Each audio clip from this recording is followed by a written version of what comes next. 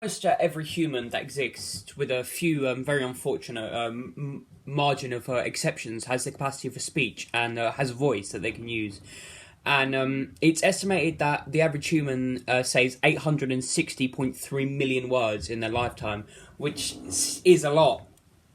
And with so many words and so much content being expressed, there obviously must be some great importance behind this ability to vocalise opinion, thought, fact, whatever it may be. With having a voice comes a responsibility. You have to be able to reasonably use your voice, because now it is easier than ever to express your voice to a large audience with such avenues as the internet, social media, YouTube. You can speak to thousands of people at once, simultaneously, and thus you can have such a great impact that you've definitely got to be cautious, because words have such power. Words are the most powerful thing, I think. It would be a reasonable thing to say, and the impact can be devastating and it can be joyous. So it's definitely something to treat with caution. But just because you have that caution that maybe what you say might be misinterpreted and could lead to good, that shouldn't be enough to keep you quiet. Even though you shouldn't be locked in by that fear that you'll say something wrong.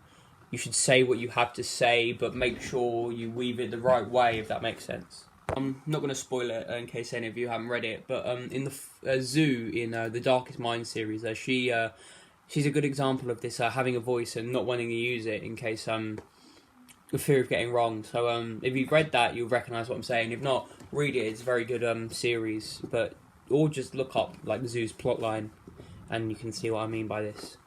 Words can come torrents of emotions, and people, you could say something that makes someone happy forever, or you could say something that ruins someone's life. You know, the internet and especially makes this amplifies it, because when someone says something to you online, you can't see their face. You don't know the sort of you don't know the character that's behind the phrase, if that makes sense. So everything, you've got to say what you need to say, but you need to say it right, as I said just then. You've got to match your words with yourself, if that makes sense, because there are huge problems that can come from the wrong words to the wrong character, or the wrong face to the wrong words. You've got to work everything out, and yes, you have your voice, and you have to use your voice. Using your voice, jeez, I like that, Jeff the Killer. You have to use your voice, and to use your voice appropriately, because if you're purposefully using your voice inappropriately and you are unjustly altering aspects of the world, you definitely are a bad person, if that makes sense.